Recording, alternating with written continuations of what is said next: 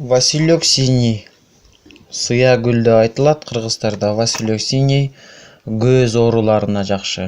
Көз ооруларына ичет, тамчылатат. Эң жакшысы бал менен алмадан жасалган сокту тамчылатып, Василек синийден кайнатып ичет. Аны кантип жасайт? Бир алманы экиге бөлөбүз, ортосунда оругун оюп алабыз. Ошол жерге балды куюп туруп, стаканга коюп коебуз алманы. Ал алмага куюлган бал алманы тешип чыгып стаканга тамчылайт. Ошол тамчылаган алма менен балдын кошулмасын көзгө бир тамчыдан тамчылатат бир күндө. Анан ушул Василек деген чөптү ичет.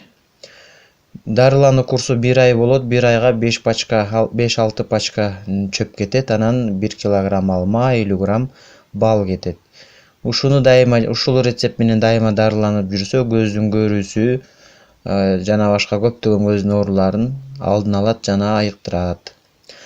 Бул рецепти мен бирөөдөн үйрөнүп, анан текшерип көрөйүн деп 2-3 кишини атайын 60тан ашып калган адамдарды тандап алып, ошолорду 3 ай дарылаганмын.